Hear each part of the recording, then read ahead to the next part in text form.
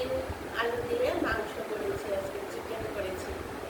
গরমের মধ্যে মটরশুঁটি আলু দিয়ে সেরকম একটা ইয়ে হয়নি, মানে কি বলবো, পাতলা পাতলাই হয়েছে, খেতে ভালো লাগবে।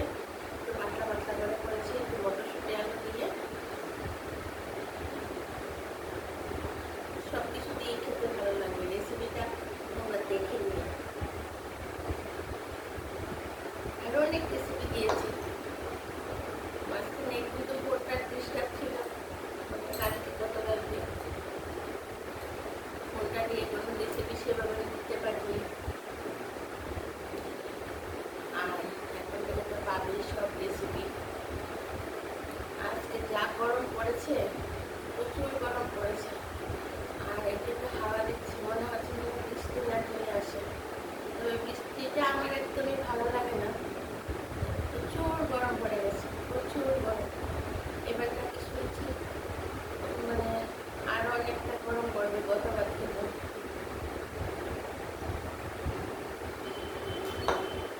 গতবারও তো নাকি 50 বছরে এতটা গরম পড়েনি যতটা গরম পড়েছিল। কি গরম রে বাবা, পুরো তো প্রচুর গরম। ঠান্ডার দিনটাই ভালো লাগে, বলো আমাদের কার কি দিন ভালো লাগে কমেন্ট করে জানাও, জানতে পারবে। এখন তো সবাই একটু ঠান্ডা ঠান্ডা খেতে হবে, উচ্ছে পেঁপে এইসব দিয়ে তরকারি, এইসব দিয়ে কিছু রেসিপি বা তোমাদেরকে দেখাবো। ঠান্ডা ঠান্ডা জিনিসে পেঁপে টেপে দিয়ে মাছ দেবে রান্না করা হয়, মাংস শুকর টুকর এইসবের রেসিপিগুলি দেখাবো ঠান্ডা ঠান্ডা।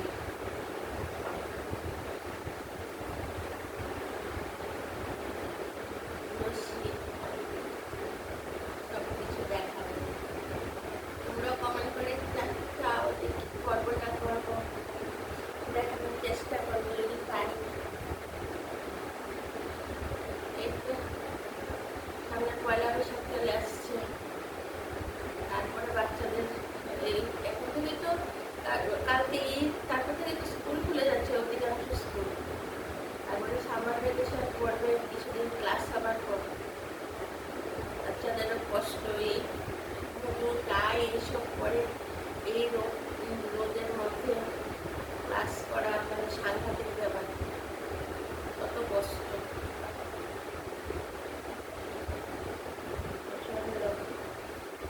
গরমটাই মানে একটু বৃষ্টি আষাঢ় শ্রাবণ মাস থেকে যখন বৃষ্টিটা শুরু হয়ে যাবে হালকা হালকা, তখন অতটা গরম আর থাকে না। বন্ধুরা তোমরা জানছো কি, মানে এই যে এই কালকে পরশু থেকে না আর 2-3 দিন পরে বাসন্তী পুজো, যেটা মানে দুর্গা পূজা বলে, সেটা শুরু হচ্ছে। মানে সামনের রবিবারে এটা দশমী থাকবে, তাহলে কালকে পরশু থেকেই তো হয়তো মানে শুরু হয়ে যাবে বাসন্তী পুজো, যেটা মানে রাম করেছিল দুর্গা পুজোটা। তোমরা জানো কি সবাই, এটা শুরু হচ্ছে। দিনটা খুব ভালো, এই দিনে মানে অনেক অনেক কিছু করে দিনটা ভালো হওয়ার জন্য।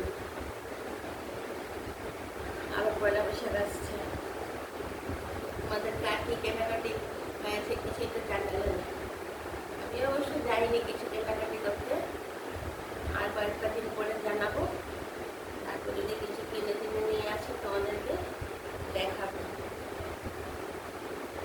আমাদের সঙ্গে কথা বলতে বলতে ঠান্ডাও শেষ হয়ে গেল, আর কয়েকদিন পরে চান্নার শরবত নিয়ে বসবো।